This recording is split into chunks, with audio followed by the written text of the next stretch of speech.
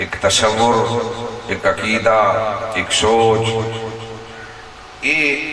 پروان چڑھائی جا رہی ہے کہ امت دا پیارا نبی، اللہ دا پیارا حبیب جس نے ظاہری طور پہ پردہ فرمائے، انہاں دے بارے یہ تصور دیتا گیا ہے، اور بڑے بڑے سکالر وہ بھی یہ تصور پہلی نے، اور کچھ چھوکرے سکالر جیلم دی سر زمین تبائے کے ہاتھ اٹھا کے آتے ہیں انہا محمدن قد موت، اس طرح ہاتھ اٹھا کے ببانگے دہل انہوں بھی آکھنا شروع کر دیتے۔ مسلمانوں یہ تصور دیتا جا رہے ہے کہ تھوڑا محبوب تو کٹ آف ہو گئے، تسی اپنے محبوب تو دور ہو گئے ہو، اس محبوب کائنات صلی اللہ علیہ وسلم دا ہن فیضان ظاہری طور تے باطنی طور تے تو میسر کوئی نہیں۔ کئی آکھن والے وہ بھی ہیں جتھے کیوں آندے ہو، جلدی کرو اگلے گزرو گزرو۔ مسلمانوں میں اس سوچ دا کلا کما کرنے واسطے کئی مواقع دیتے، یہ آیت پڑھ کے تے آل و سنت والجماعت دے جوانوں میں مسئلہ سمجھاونا چاہتا ہاں۔ جوانوں، میرے رب نے جو قرآن عطا فرمایا نا، وہ قرآن صرف صحابہ کرام واسطے نہیں، وہ صرف تابعین واسطے نہیں، وہ صرف مکہ اور مدینہ دے لوگاں واسطے نہیں، وہ قرآن تا قیامت ہر غلام دی اصلاح واسطے ہے۔ اس قرآن دے اندر رب نے ارشاد فرمایا وَلَوْ أَنَّهُمْ ظَلَمُوا أَنفُسَهُمْ جَاءُوا،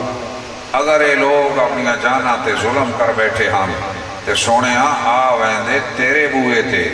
آ ویندے تیرے در اقدس تے، آ کے میرے کل معافیاں منگ دے، اللہ دا محبوب انہاں دی سفارش کر کے انہاں واسطے مغفرت دی دعا فرما دیندا، لَوَجَدُ اللَّهَ تَوَّابًا رَحِيمًا، ضرور بے ضرور رب نو توبہ قبول کرنے والا، پاندے اور رحم کرنے والا پیندے۔ تے وقت یہ نویاں سوچاں تے نہیں چلنا، انہاں نویں سکالر تے چھوکران دیا گلنا چے نہیں آونا، بلکہ کیا کرنے بزرگان دین دا نقطہ نظر، صحابہ کرام دا عقیدہ، تابعین دا عقیدہ، صوفیاء کرام دا عقیدہ پیش نظر رکھ کے اپنی پوری توجہات دا مرکز ذات مصطفیٰ علیہ اطیب التحیت و سنانو بنا کے یہ آیت پڑھ دے گزرائے وَلَوْ أَنَّهُمْ ظَلَمُوا أَنفُسَهُمْ جاؤوکا، اور اگے پڑھائے استغفر اللہ تعالی ربی من کل ذنب واتوب الیہ۔ میں یہ آیت بعد استغفار کر کے نا ایک عرضی کردہ ہم بڑا دل ٹھٹا تھیندا ہے، یہ ارادہ تصور تے خیال کر کے عرض کردہ ہم میرے آقا اساں آیت عمل کر چھوڑے، اساں تھوڑے ہوئے تے آ گئے اسے، اور اساں استغفار کر چھوڑا، کریم ساریاں چٹھیاں منظور کراونا تھوڑا، سبحان اللہ سبحان سارے واسطے استغفار کرنا تھوڑا کام ہے۔ یہ عقیدہ، یہ محبت، یہ آس تے امید لا کے در اقدس تے آمن والیاں قبرہ چوبتے آوازاں بھی آنیاں۔ شیر خدا فرمیندے نے ایک بدو آیا، یہ آیت پڑھ دیاں ڈھائے گیا، فَدُوتِ مِنَ الْقَبْرِ أَنَّهُ قَدْ غُفِرَ لَكَ۔ حضرت شیر خدا کنہ نال سوئے آواز آئیے قبر ہے جو میرے در تے آمن والے غلام تیری بخشش کر۔ سبحان اللہ، کسے طرح لکیرن ہتھ لگ پوے،